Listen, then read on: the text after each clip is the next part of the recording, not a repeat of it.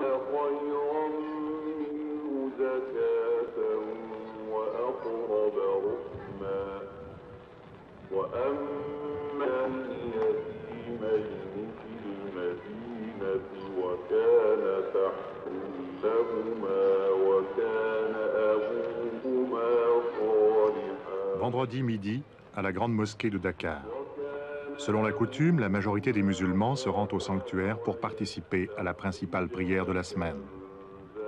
La population du Sénégal se monte à environ 5 millions d'habitants et elle est musulmane à 86%. La grande mosquée de Dakar, achevée en 1964, a été construite sur le modèle d'une mosquée marocaine. Elle symbolise ici l'islam traditionnel tel qu'on le retrouve dans le monde arabe. Mais à l'intérieur du pays, dans la brousse, nous découvrirons un islam très différent, africanisé et conquérant face aux ethnies restées fidèles à l'animisme.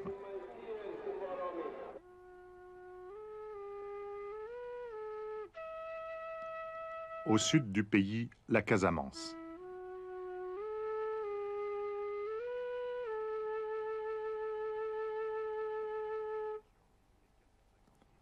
Dans cette région vivent les 450 000 animistes que compte encore le Sénégal.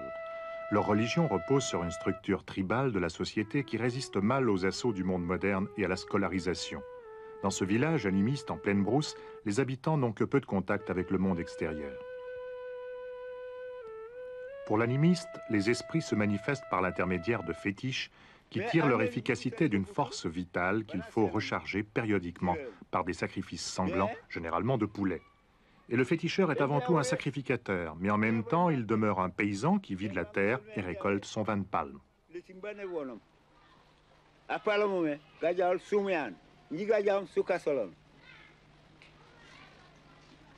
Bon, il dit que le fétiche est pour tout le village. C'est le village qui s'est réuni pour l'élire chef du fétiche. Alors, lui, il s'appelle Souka Solon. Son adjoint s'appelle Soumian.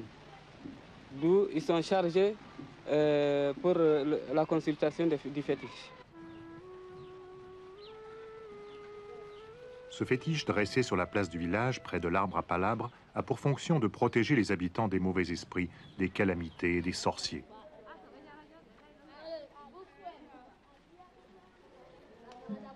Ce qui est frappant chez les animistes, c'est que selon leurs croyances, l'homme, après sa mort, n'est ni récompensé ni puni. Rien ne rappelle chez eux le jugement dernier, le paradis ou l'enfer.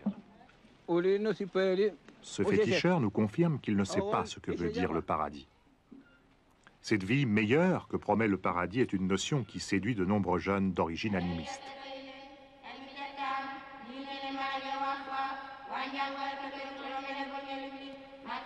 Malgré la colonisation française, les chrétiens ne représentent que 5% de la population sénégalaise. On les trouve principalement à Dakar, dans la classe aisée, et très souvent, ils ont adopté un mode de vie occidental. En dehors de la capitale, le christianisme a eu beaucoup plus de peine à s'implanter. Il faut dire que les 3 ou 4 ans de catéchisme obligatoire découragent plus d'un candidat. Ici, en Casamance, nous avons pu constater à plusieurs reprises que ces cours n'attirent que peu de monde.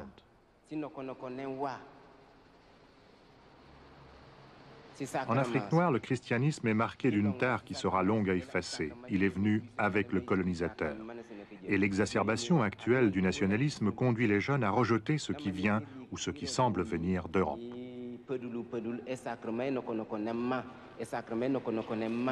Monseigneur, on constate dans l'ensemble de l'Afrique subsaharienne une forte avance de l'islam. Vous-même, dans votre diocèse où il y a un grand nombre de chrétiens, où il y a des animistes, comment est-ce que vous ressentez, vivez cette avance de l'islam? Disons que nous constatons effectivement que l'islam avance dans le pays. Nous le constatons, mais voyez, je pense qu'il n'y a pas chez nous une inquiétude, hein, pour la bonne raison que, voyez, il y a tolérance de part et d'autre. Ici, les liens de parenté sont assez forts pour permettre à des familles, quand je dis famille, c'est dans le sens africain, c'est une famille au sens large, à des familles qui ne partagent pas la même foi, de vivre tout de même unies. Si bien que le problème ne se pose pas, je dirais, en termes de peur. C'est une constatation que nous faisons. L'Église catholique avait bénéficié de la présence française. Depuis l'indépendance, elle ne doit compter que sur ses propres ressources, ou presque. Un prêtre spécialiste de l'islam nous explique les choix difficiles de l'animiste qui veut choisir une religion révélée. Le même animiste, qui peut-être même était déjà polygame quand vous le rencontrez, avec l'islam ou avec le christianisme, n'a pas de difficulté à rentrer dans l'islam puisqu'il aura la possibilité de garder ses épouses, à supposer qu'il ait déjà été polygame. Tandis que s'il est disposé à embrasser le christianisme, vous lui demandez de laisser l'une de ses femmes. Ceci, évidemment, devient un problème pour lui, à supposer qu'il les aime vraiment. Et ensuite, d'un autre côté, le même animiste qui regarde l'islam et qui regarde le christianisme aura des possibilités, par exemple, si l'une de ses femmes ne lui dit plus rien, ou si c'est sa femme unique qui ne lui dit plus rien, de la laisser et d'en épouser une autre. Donc, possibilité de divorce. Alors que, dans le même temps, le christianisme va lui demander de garder celle-ci, même si les yeux de la femme ne lui disent plus rien. Alors, vous lui demandez un effort plus grand, des exigences finalement plus grandes. Autre chose aussi, l'animiste qui portait les fétiches de sa tribu ou les amulettes pour se sécuriser, quand il passe à l'islam, l'islam ne lui demande pas de sacrifier tout ceci. Bien sûr que l'islam originel n'est pas pour les amulettes ni pour les fétiches, mais l'islam pratique a su s'adapter un petit peu avec les amulettes et les gris-gris. Du côté chrétien, on lui demandera de rejeter tout ceci du jour au lendemain, ce qui va créer une angoisse dans son âme. Il va sentir que ce qu'il croyait, les objets là qui étaient là pour en quelque sorte le protéger, il est obligé de rompre avec. Ceci fait que vraiment, du côté moral, c'est très difficile. Il ne pourra donc pas divorcer, il ne pourra plus porter ses amulettes, il ne pourra plus faire les libations ancestrales, tout ceci lui coûte. Et c'est ainsi que on a constaté de façon générale qu'il y a plus de rupture brutale du côté de l'animiste qui devient chrétien, beaucoup plus que du côté de l'animiste qui devient musulman. Vous voyez donc ce qui explique la conversion plus facile vers l'islam. L'islam, et d'autres raisons même que je pourrais dire aussi, c'est qu'en arrivant chez nous, l'islam, qui n'a pas un clergé à la manière chrétienne, a tout de suite suscité des chefs religieux tout de suite dans le peuple africain, alors que l'Église est restée très longtemps avec des chefs venus d'ailleurs. Ce qui fait que le christianisme s'est moins incarné, même vis-à-vis par rapport aux chefs, tout simplement de la communauté. Pour des raisons dogmatiques, l'islam est plus facile pour l'intégration. Je m'explique. L'islam présente un Dieu unique, présente des anges aussi, et l'enfer, comme le christianisme. Mais l'islam vous dit tout simplement ceci: il suffit de réciter la shahada. Vous confessez donc Ashhadu anna la ilaha illallah wa ashhadu anna Muhammad Rasulullah. Je confesse que Dieu est Dieu, Dieu seul est Dieu, Dieu est unique, il est un, et que son prophète, et Mohammed est son prophète. Quand vous récitez cette formule, vous êtes intégré à la communauté musulmane, sans plus. Et ensuite, à partir de ce moment-là, l'islam vous forme en vous demandant de suivre la communauté. Tandis que du côté chrétien, on vous dit Dieu est un, d'accord, mais ce Dieu qui est unique se présente sous trois visages, trois personnes, Père, Fils et Saint-Esprit. Ceci complique les choses parce que quand vous allez dire que l'une de ces personnes va s'incarner, incarnation de Dieu qui est pourtant immatériel, lorsque vous direz que Dieu va mourir sur la croix dans la personne de son Fils, ceci fait des problèmes. Quand vous allez parler d'une femme qui a pu concevoir sans le concours de l'homme, vous posez naturellement vous faites question à la mentalité quand même des gens. Et ensuite, pour que ceci puisse être agrégé, vous allez demander 3 ou 4 ans à l'animiste, qui est aussi bien disposé vis-à-vis de l'islam que du christianisme. Naturellement, vous limitez par ce fait même le nombre des gens à embrasser le christianisme.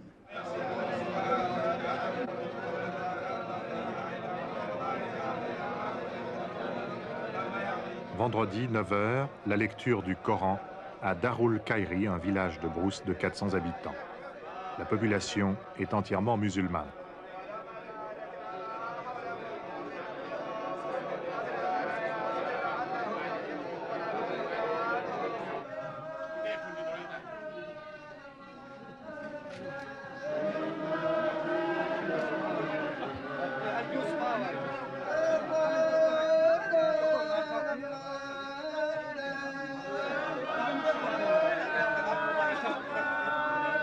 L'islam confère une indéniable dignité et même une noblesse vestimentaire à ses fidèles, car en Afrique noire, seuls les musulmans portent cette longue robe appelée boubou.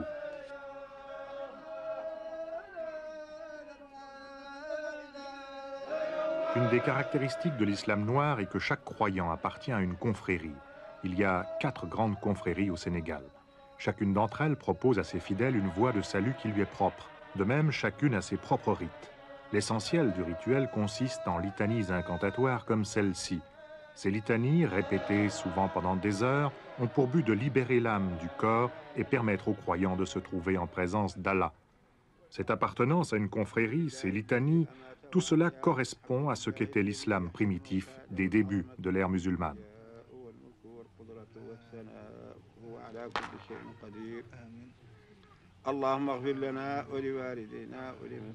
Chaque confrérie est dirigée par un grand marabout qui délègue une partie de son pouvoir à des marabouts locaux.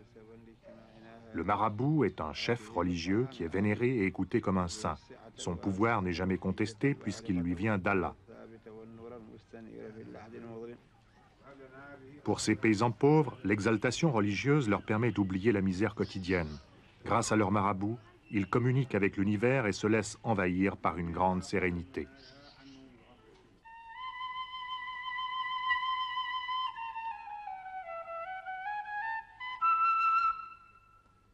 Au nord du Sénégal, nous pénétrons dans le Sahel, cette région où chaque année la sécheresse fait reculer la végétation. C'est sur cette terre que vit la majorité des mourides, ces adeptes fanatiques de l'une des principales confréries. Ils sont plus d'1 million au Sénégal. Une route conduit de Dakar à Touba, la ville sainte du mouridisme. Touba compte 3000 habitants, pour la plupart cultivateurs d'arachides. C'est là aussi que réside le chef de la confrérie, appelé le Grand Calife. Le mouridisme a été fondé par un musulman noir, Amadou Bamba. Celui-ci s'est voulu le prophète d'un islam militant qui a rencontré un grand succès auprès des masses paysannes pauvres. Si ses disciples n'étaient que 500 au début de ce siècle, on les estime à plus de 150 000 en 1927 à la mort du prophète noir. Ils sont, rappelons-le, 1 million aujourd'hui. Pour abriter son tombeau, ses adeptes ont construit pendant plus de 20 ans à Touba la plus grande mosquée d'Afrique noire.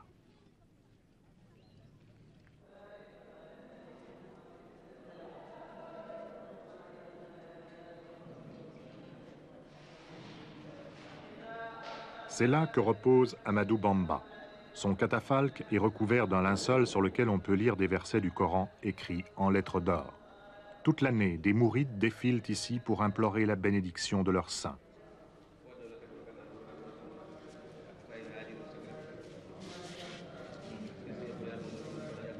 À la mort de Bamba, c'est son fils aîné qui lui a succédé à la tête de la confrérie. La dynastie mouride était née et elle se perpétue aujourd'hui à travers le 3e fils d'Amadou Bamba.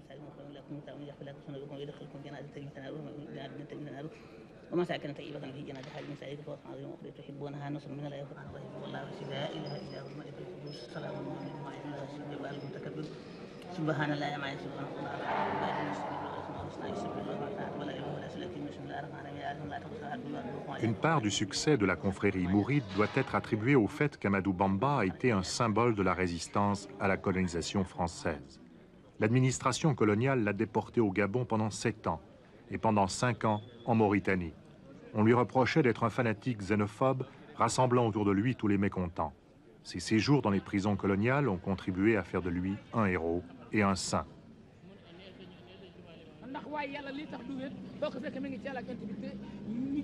La légende populaire s'est chargée de pimenter sa vie d'une série de miracles indispensables au prestige du nouveau prophète.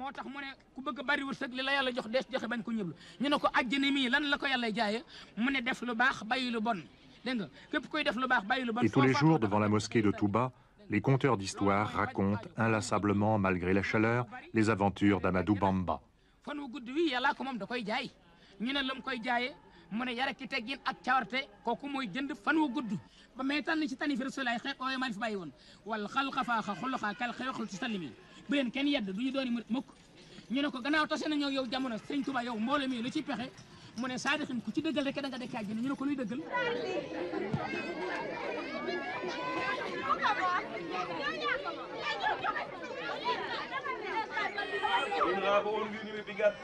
Un des plus importants marabouts de Dakar, Muntaga Tall, ne cache pas ses origines nomades et vit aujourd'hui comme il vivait dans sa tribu, même s'il possède de nombreux immeubles modernes.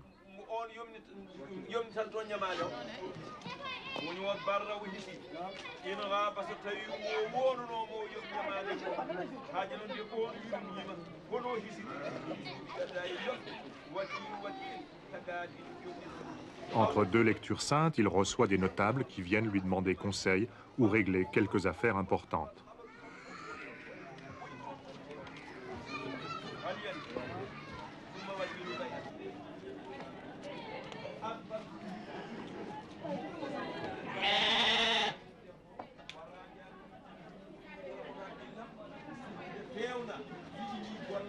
Il existe entre le marabout et son disciple une sorte de contrat verbal exprimé au moment de l'initiation.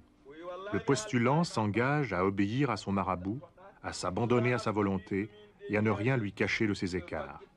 De son côté, le marabout s'engage à assister son disciple au moment du jugement dernier et à lui faciliter l'entrée du paradis. Le disciple, qu'on appelle le talibé selon un terme arabe, doit avoir conscience qu'il ne peut parvenir à la connaissance de Dieu que par l'intermédiaire d'un maître, d'un marabout.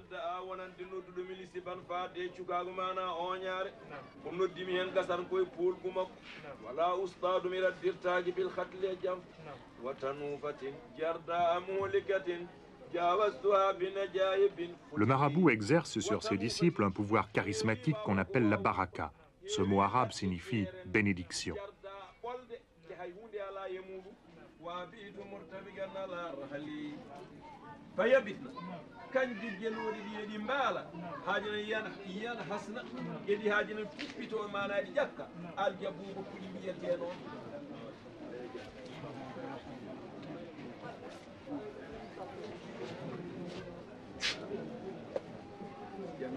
Nous serions heureux que monsieur puisse nous expliquer quelles sont les principales fonctions d'un marabout comme lui, descendant d'Omar Tall. Le marabout, koko ɓe jii joni ko janginde yimɓe andinde ɗumen affaire Allah e haaji noon de eno ndewirta Allah ene hedde yimɓe itta mumen jikkuji. Le rôle d'un marabout consiste principalement, comme vous l'avez dû voir, d'abord à enseigner les élèves, les étudiants qu'on appelle ici les talibés, à leur enseigner la voie de Dieu, à les enlever tout ce qui est mauvais, c'est-à-dire les enlever sur la mauvaise voie pour les apporter sur la bonne voie, c'est la seule voie de Dieu. Mais est-ce qu'un marabout a en plus des importantes fonctions religieuses, des fonctions sociales vis-à-vis de sa communauté? Son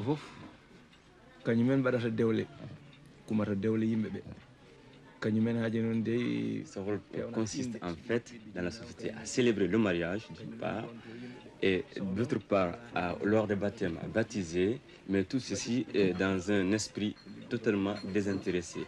Il sera appelé aussi très souvent à trancher au point de vue juridique tous les problèmes qui se poseraient. Comme vous l'avez constaté ici, tous les élèves, enfin ce que nous appelons ici les talibés, qui sont avec lui et ne le payent pas. Et ils sont nourris, logés, entretenus par lui. Alors tout ce qu'il a, il attend ça de Dieu. Ce qui est évidemment un peu de surprenant pour un Européen, c'est quand le marabout dit qu'il reçoit de l'argent de Dieu, enfin que Dieu pourvoit à tous ses besoins. Oui, je comprends votre question. Vous voyez, quand un marabout vous parle de Dieu, c'est comme si Bernanos vous parlait de Satan ou de la grâce. C'est-à-dire que à travers Dieu, naturellement, il y a la bonté. Et cette bonté est traduite par ce que rendent ses talibés, ses disciples. Ses disciples lui donnent de l'argent uniquement dans le souci de l'aider. Il ne va pas demander de l'argent à ses disciples. Ils viennent, et ils ont quelque chose, ils sont en mesure de lui donner, et puis ils donnent. Ça, c'est de la grâce, c'est de la bonté de Dieu. Et bonté, par définition, c'est Dieu.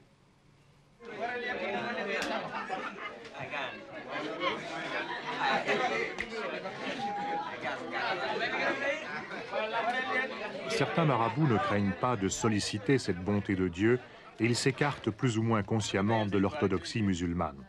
Par conséquent, ils entretiennent une grande confusion entre ce qui est religion et ce qui est magie. Il est dès lors facile d'exploiter la crédulité des fidèles en distribuant des gris-gris censés éloigner le mauvais sort. Ici, les gris-gris prennent la forme de petits coffrets de cuir contenant un verset du Coran. En échange, les fidèles naïfs déposent quelques pièces d'argent.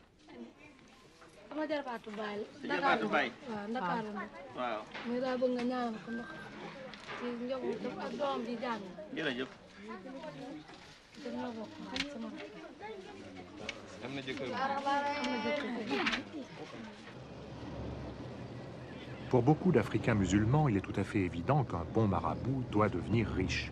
Et si certains se déplacent dans de luxueuses voitures américaines, cela ne peut que renforcer la fierté de leurs disciples.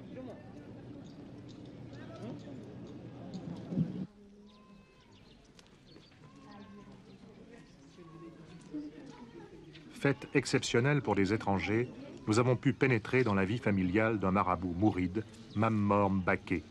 Sa propriété, son carré comme on dit en Afrique, comprend 4 petites bâtisses en béton.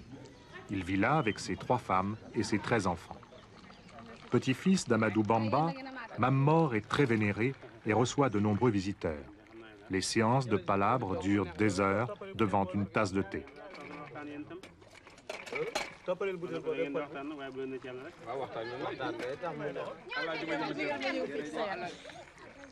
Bonjour, bonjour.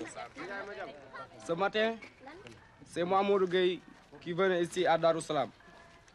Je salue le marabout, le fils de Serigne Mohamedou Mamoun Mbaké, le grand marabout à Darussalam. Je salue toute la famille. Bon, aujourd'hui, nous voulons faire une grande fête ici, chez le Serigne Mamor Mbaké. Bon, je salue toutes les femmes et tous les enfants et tous mes camarades. Bon, le marabout, il les a fait tout ce que nous allons vouloir. Ils avaient acheté tous des fruits et des moutons. Oui, oui.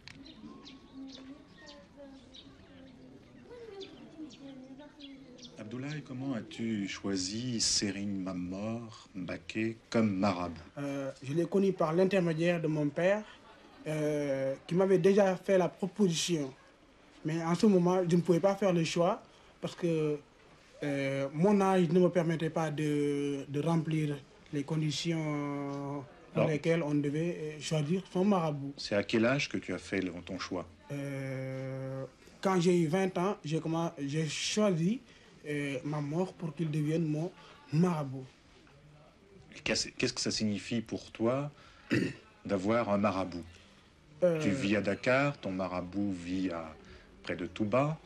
Je ne pourrais pas exactement définir les raisons qui m'ont poussé à choisir un marabout, mais seulement ce que je pourrais évoquer, que je suis né dans un milieu où j'ai trouvé mon papa et ma maman avoir des marabouts. Et d'une manière générale, on disait que celui qui avait le marabout avait le pouvoir de garantir à un individu le pardon, hein, que le marabout pouvait faire en sorte que le pardon soit accordé à tout individu qui aura péché. En quelque sorte, le marabout est un intermédiaire de l'individu qui ne peut pas atteindre Dieu. Tu es au chômage et tu es allé voir un marabout pour qu'il te trouve du travail. Est-ce que ce marabout sera capable de te trouver du travail? Enfin, je ne suis pas du tout pessimiste en ce qui concerne la demande que j'ai formulée auprès d'un marabout. pour qu'il m'aide à trouver le plus rapidement possible un emploi. Mais seulement, j'ai des doutes, et ceci je le dis avant de continuer, quand on a des doutes, quand on va consulter un marabout, qu'on lui demande de te faire certaines choses, à partir du moment où on a des doutes, alors là, mieux vaut retirer le pas. Parce qu'il faut d'abord y croire pour que... Mais tu y croyais quand tu allais chez lui? Oui, j'y croyais. J'y croyais. Qu'est-ce qui te fait douter? Qu'est-ce qui te fait douter? Parce que j'ai eu finalement des doutes, parce que quand j'y suis allé, le marabout n'a pas fait ce que je lui avais demandé. Et bon, sous prétexte qu'il n'avait pas confiance en moi, que je n'allais pas revenir le voir. Et puis, je n'ai pas non plus tenu à ce que je lui avais dit, parce que je lui avais dit que je lui offrirais au retour une boîte de thé et du sucre. Et les conditions dans lesquelles j'ai voyagé ne me permettaient pas de me procurer ces denrées. Alors, il n'a pas non plus fait mon travail, et moi aussi j'ai refusé de lui donner mon argent. Mais comment est-ce qu'un marabout peut te trouver du travail? Comment est-ce qu'il pratiquerait? Là, je crois que ça devient plutôt compliqué pour moi d'expliquer. Parce qu'il y a quand même des versets coraniques dont ils font usage. Et une fois qu'ils ont fait usage de ces versets coraniques, alors ils peuvent te dire de prendre, par exemple, un gris-gris que tu mettras juste au niveau du coude, que tu serres, et tu vas voir l'individu pour lequel tu as besoin. Tu viens, tu lui demandes de te chercher un emploi, par exemple, à l'encadre, ou bien à la primature, à la présidence de la République, ou bien tu lui demandes de voir Senghor. Et en général, ça marche. Et en général, ça marche.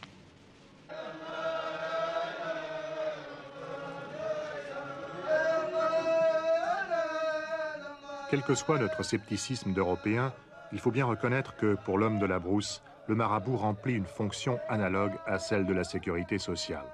Son grenier doit toujours être bien garni afin de secourir ceux qui se trouveraient dans le besoin. Le talibé sait que son marabout ne le laissera jamais dans l'abandon ou sans nourriture. Dans les pays pauvres de l'Afrique subsaharienne, c'est un facteur qui a toute son importance. Si un talibé a des problèmes financiers, il peut venir vous trouver pour demander de l'aide.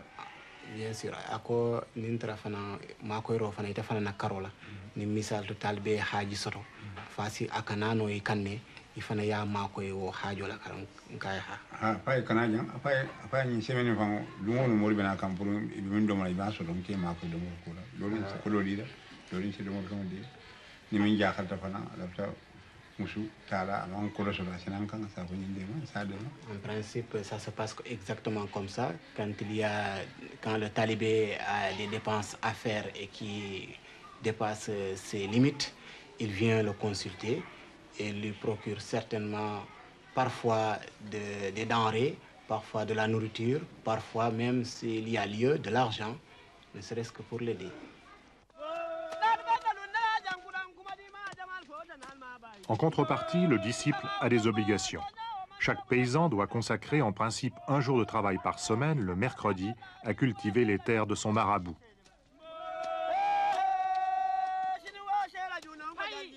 Ces hommes défrichent les champs d'arachides de leur marabout.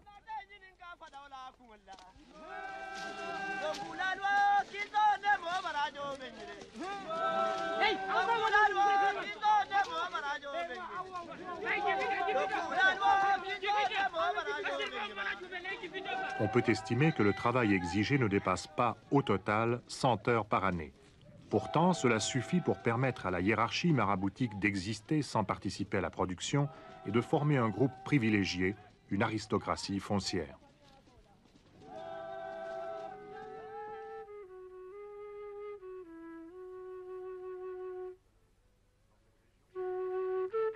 Dans cette région brûlée par le soleil, l'introduction de la culture de l'arachide n'a été possible que grâce à la collaboration des marabouts qui ont vu là un moyen de détenir une partie du pouvoir économique. Sous forme de cacahuètes salées ou d'huile, l'arachide représente aujourd'hui 40% des exportations sénégalaises.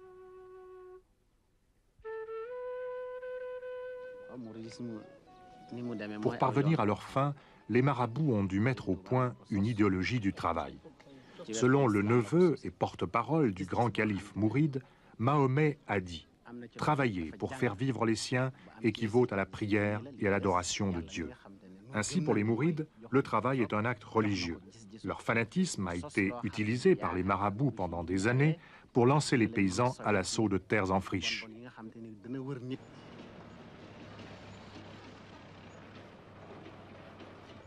La confrérie des Mourides a même créé des troupes de choc de travailleurs dispensés de la prière. Leurs marabouts prient pour eux.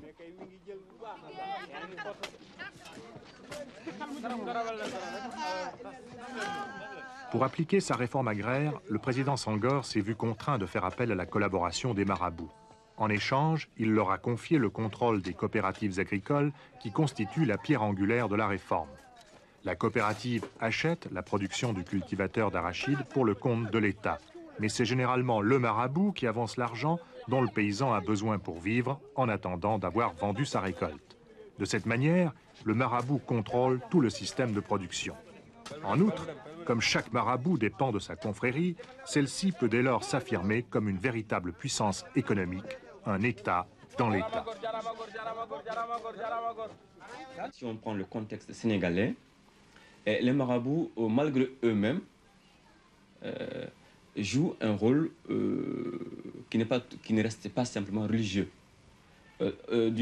Parce qu'on profite aussi de leur pouvoir, parce que pouvoir, ils en ont. Par le moment où on a la confiance des gens, on a un certain pouvoir. C'est tout à fait normal.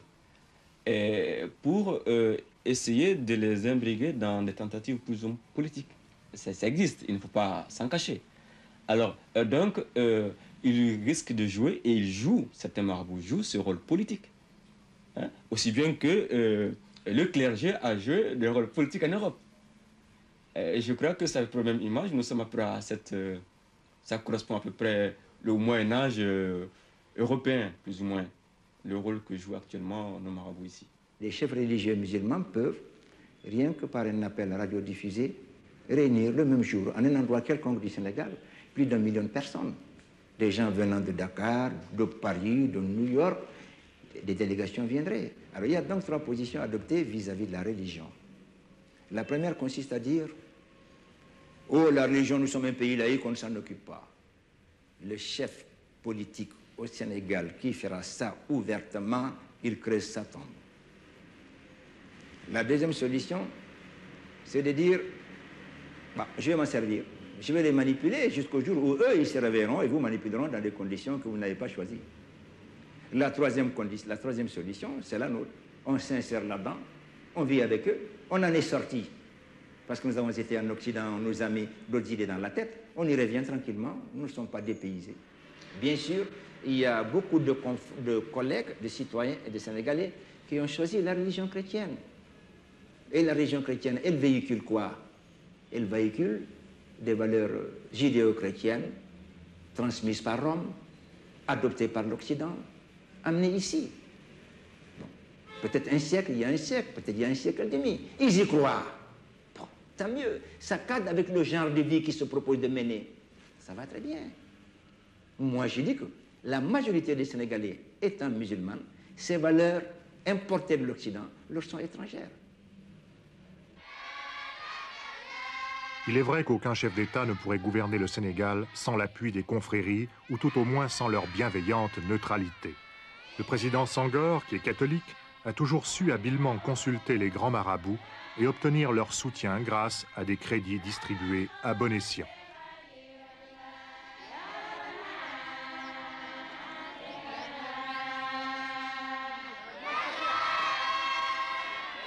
Des fêtes mystiques ont pour but de raviver l'ardeur religieuse des habitants de Sindian, un petit village de Brousse récemment converti à l'islam. Cette cérémonie se veut la reconstitution de scènes de l'Ancien Testament, ici le buisson ardent.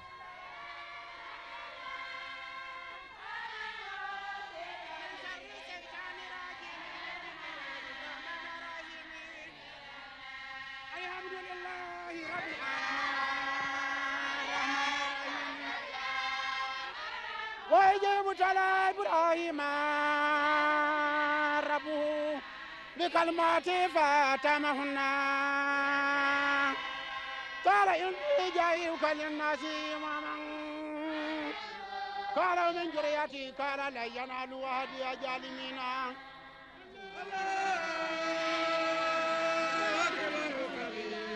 Leur marabout, Ousmane Badji, n'a que 38 ans et il joue un rôle politique qui dépasse les frontières du Sénégal. Il a eu la révélation mystique à l'âge de 27 ans. Devenu le disciple d'un sage musulman, il a vécu 3 ans dans le désert avant de revenir dans sa tribu d'origine qui pratiquait le culte animiste. En 10 ans, il est parvenu à islamiser toute la région et il est reconnu aujourd'hui comme un grand marabout dans toute l'Afrique de l'Ouest. Vous avez là notre site, c'est le site de la révélation du Sinaï, c'est-à-dire quand Moïse a pris la fuite de l'Égypte et quand assoiffé et fatigué, il est tombé à côté d'un puits, n'est-ce pas? Vous avez là derrière la case, là, vous avez des moutons qui sont là dans cette case. Vous avez là les enfants qui ont les tables des 10 commandements. Vous avez le buisson, d'ailleurs c'est à travers le buisson que la lumière s'est manifestée.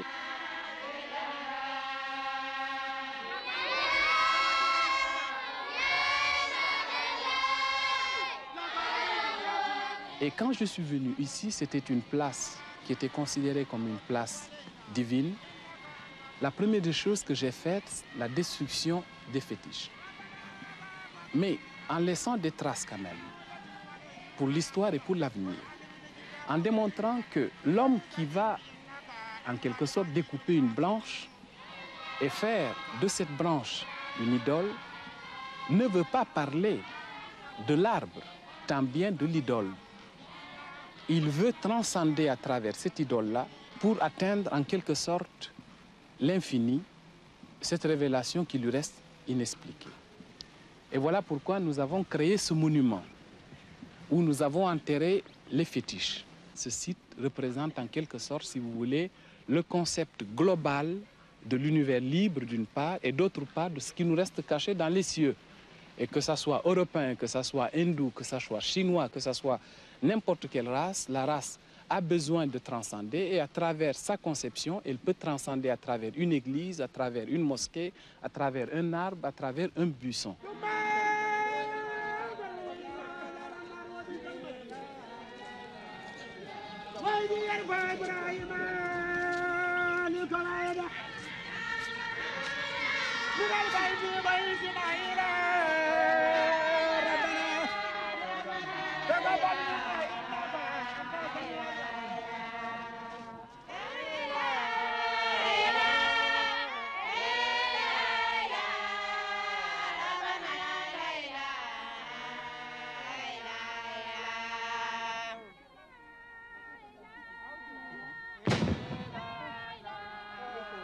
Je suis d'origine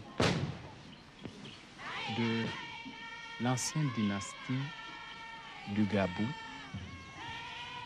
que le président Senghor chante dans ses premiers poèmes.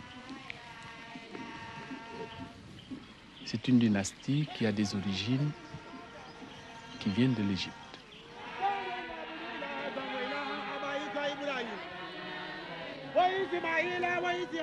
Ousmane Badji a reçu de nombreux hommes politiques dans son pavillon diplomatique. Il a de fréquents contacts avec le président Houphouët-Boigny de Côte d'Ivoire.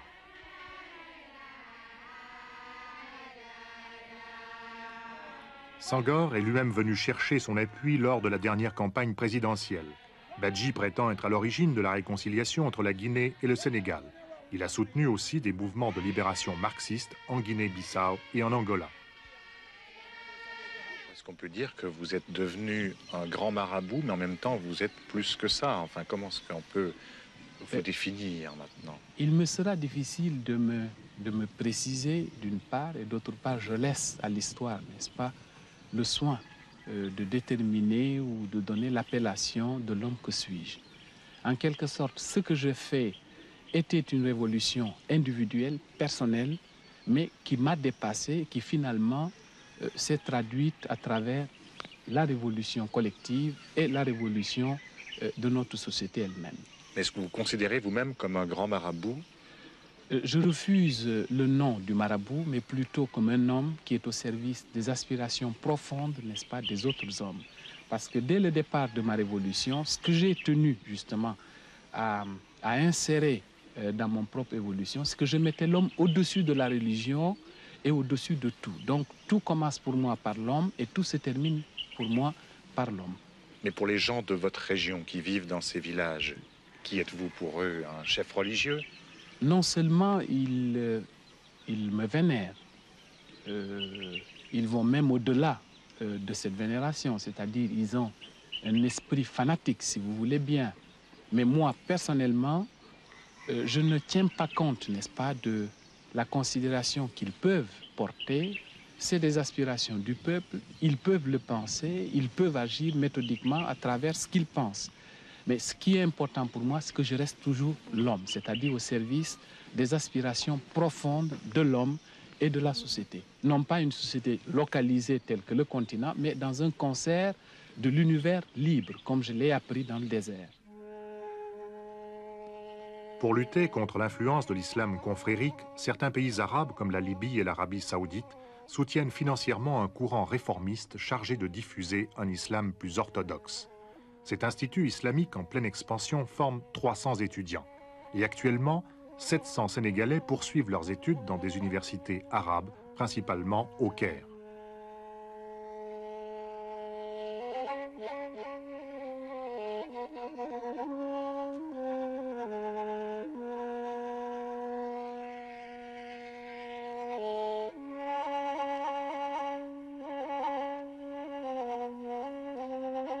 Depuis 3 ou 4 ans, on construit en dur de nombreuses mosquées à travers tout le pays, grâce à des dons en provenance des pays arabes. Le colonel Kadhafi joue à fond la carte de l'islam en Afrique noire. La générosité des donateurs arabes vise davantage à la construction de sanctuaires qu'à une aide au développement économique. Ces libéralités contribuent à consolider le prestige des musulmans et à faire perdre du terrain aux religions animistes.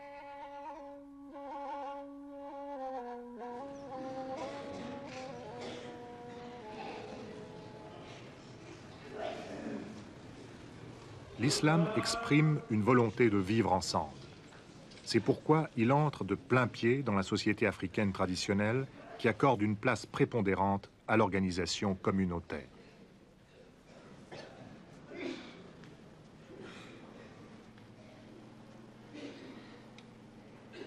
Pour de nombreux dirigeants africains, l'islam est avant tout un moyen d'inculquer à leurs concitoyens mal nourris, mal vêtus, souvent illettrés, un certain sens de la fierté, une certaine conscience nationale en même temps que le sens de la discipline. Ainsi, vu du pouvoir, l'islam se révèle être aussi un instrument de lutte contre le sous-développement. Mais il peut encore se manifester comme un formidable moyen de résistance au pouvoir politique.